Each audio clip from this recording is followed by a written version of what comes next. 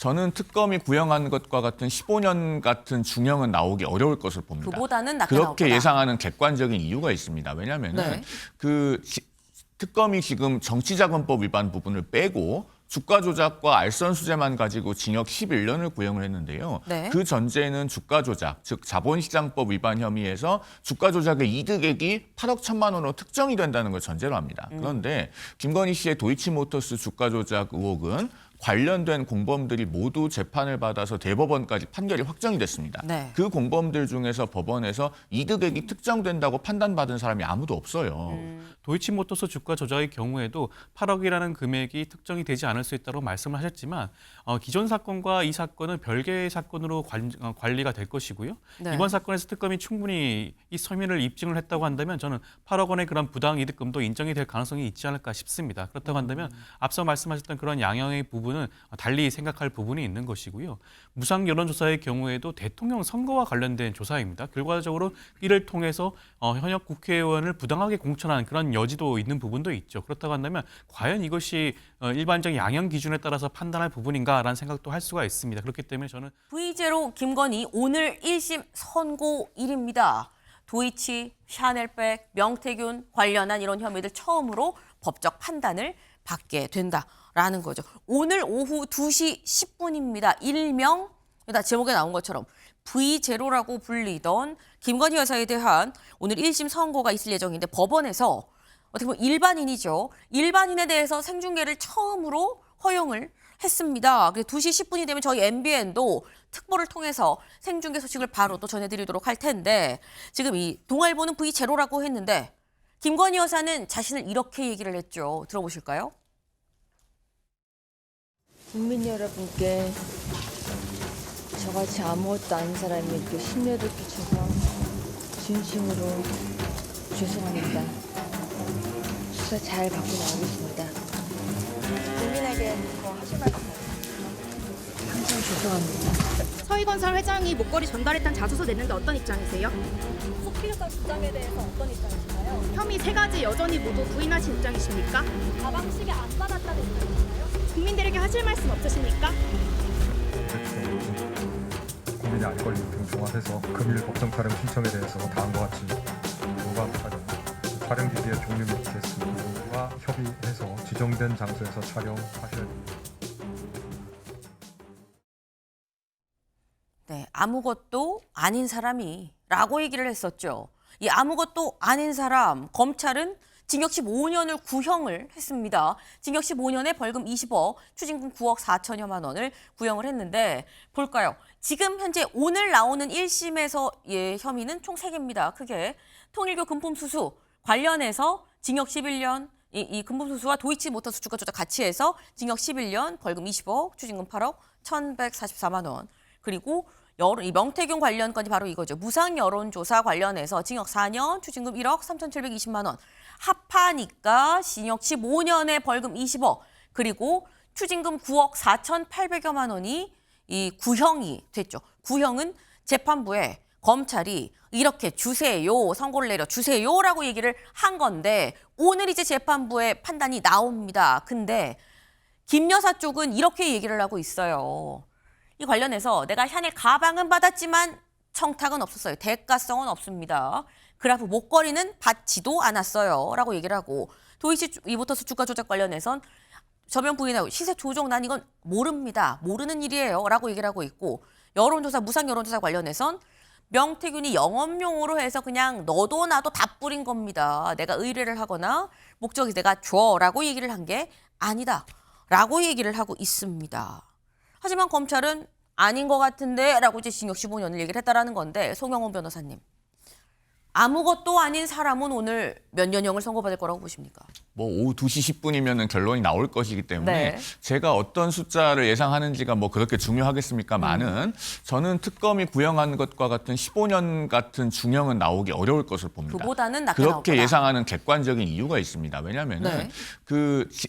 특검이 지금 정치자금법 위반 부분을 빼고 주가 조작과 알선 수재만 가지고 징역 11년을 구형을 했는데요. 네. 그 전제는 주가 조작, 즉 자본시장법 위반 혐의에서 주가 조작의 이득액이 8억 1천만 원으로 특정이 된다는 걸 전제로 합니다. 그런데 김건희 씨의 도이치모터스 주가 조작 의혹은 관련된 공범들이 모두 재판을 받아서 대법원까지 판결이 확정이 됐습니다. 네. 그 공범들 중에서 법원에서 이득액이 특정된다고 판단받은 사람이 아무도 없어요. 그래서 자본시장법의 그 시세조정 양형 기준에서 가장 낮은 구간, 그러니까 1억 원 미만의 이득액인 구간으로 가서 법원이 양형을 했습니다. 그래서 그 당시에 도이치모터스 주가 조작 유죄 확정된 사람들은 전부 다 집행유예를 받았어요. 물론 김건희 씨는 이후에 수사가 정상적으로 진행되지 않도록 했다는 의혹, 그리고 장기간에 걸쳐서 혐의를 부인해온 점 등등이 작용해서 그보다는 양형이 높게 나오겠지만 네. 1억 미만 구간으로 갔을 때 양형 기준을 보면은 가중 영역으로 가도 최대가 2년 6월입니다. 그다음에 알선 수재로 지금 기소가 되어 있죠. 뇌물이 아닙니다. 법정형이 5년 이하의 징역 또는 1,000만 원 이하의 벌금이어서 아무리 가중을 해도 7년 6개월인데요. 알선 수재는 양형 기준이 없어요. 다만 법원은 실무적으로 구성 요건이 거의 비슷한 변호사법 위반의 양형 기준을 참조를 하는데 5천만 원에서 1억 원 사이 구간으로 가면 가중 영역으로 가도 최대가 3년 6개월입니다. 네. 그러면 이 둘을 합해도 6년이잖아요. 법원이 단순 합산 방식으로 양형을 하진 잘 않기 때문에 저는 이 부분에 대해서는 한 4년에서 6년 그리고 정치자금법 위반 부분은 만약에 명태균 씨의 여론조사는 금액을 특정하기 어려운 것이라고 본다면 실형이 나오기 어려운 측면도 있지 않나 하고 봅니다. 지금 4년에서 6년 플러스 알파인 건데 플러스 알파가 그냥 그 부분은 명태균 건 관련해서 무죄가 날 수도 있다. 그럼 15년을 얘기를 했지만 사실상 절반도 안 나올 수 있다라고 지금 전망을 하신 거예요. 근데 또 명태균 씨 부분은 무죄는 아니고 집행유예가 나올 수도 있다라는 집행유예가 말씀이십니다. 알겠습니다. 무죄는 아니다. 집행유예가 나올 수도 있다라고 말씀을 지금 하셨는데 근데 이게 조현선 변호사님 한덕수 전 총리의 경우에는 한덕수 전 총리는 원래 15년을 구형을 했는데 23년이 나왔었거든요. 그래서 와 이게 구형보다 8년을 얹어서 선고를 했네라고 했는데 혹 이럴 가능성은 어떻게 보십니까? 저희가 그 한덕수 전 총리 선고 전에도 아마 이와 같은 대담을 나눴던 것 같은데 그때도 예측을 틀렸습니다. 그래서 좀 조심스럽긴 하지만 저는 이번 사건 자체에 대해서 재판부가 생각하는 것은 기존 일반 형사 사건과는 달리 볼 가능성이 높지 않을까라는 생각이 들고요. 한덕수 전 총리에 대해서 가중되는 그러한 선고가 선고된 것처럼 이 부분도 충분히 고려될 필요성이 있다는 생각이 듭니다. 단순한 뭐 통일교, 종교 헌법이 부정하고 있는 정교 유착은 어떻게 보면 단순한 그냥 정치인이 아니라 윤석열 전 대통령의 배우자인 그런 자격으로 그런 자리에서 이루어진 것이고 그렇다고 한데 그 혐의가 더욱더 엄중하다고 하겠죠. 도이치모터스 주가 조작의 경우에도 8억이라는 금액이 특정이 되지 않을 수 있다고 말씀을 하셨지만 기존 사건과 이 사건은 별개의 사건으로 관리가 될 것이고요. 네. 이번 사건에서 특검이 충분히 이 혐의를 입증을 했다고 한다면 저는 8억 원의 그런 부당이득금도 인정이 될 가능성이 있지 않을까 싶습니다. 그렇다고 한다면 앞서 말씀하셨던 그런 양형의 부분은 달리 생각할 부분이 있는 것이고요.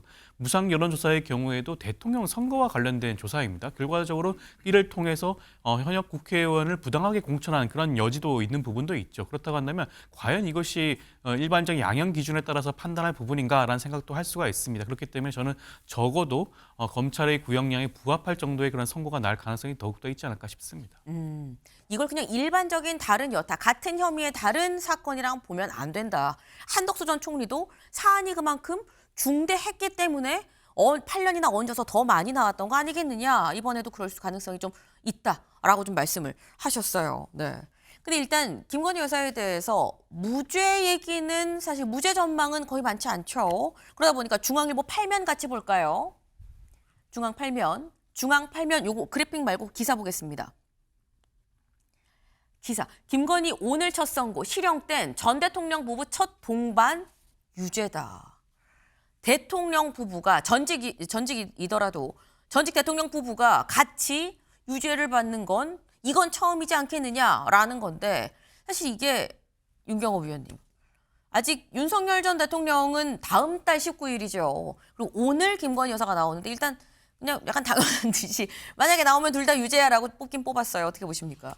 실형을 받은 걸로 의미가 있는 거다. 그러니까 윤석열 전 대통령 지금 약간 헷갈릴 수도 있습니다. 정확히 보셔야 되는 게 내란을 일으킨 거에 대한 단죄 그에 대한 처벌은 아직 이루어지지 않았어요. 다만 윤석열 대통령에게 내려진 5년이라는 거는 그 과정 중에 벌어졌던 체포방해에 대해서 그게 현직 대통령으로서 법을 위반한 거다라고 해서 5년형의 실형이 내려졌잖아요. 지금 김건희 씨에 대한 오늘 첫 선고도 김건희 씨가 대통령의 배우자로서 세상에 이런 일까지 다 했으라고 혀를 끌끌 차게 만드는 여러 혐의들이 있었잖아요.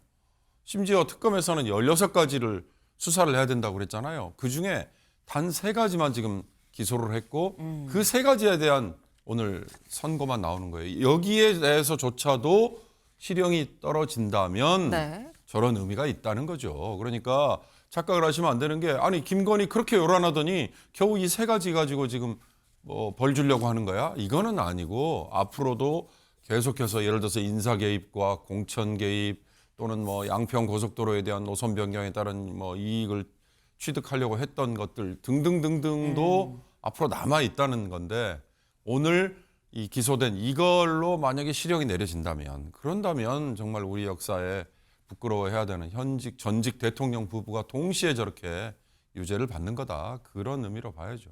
네.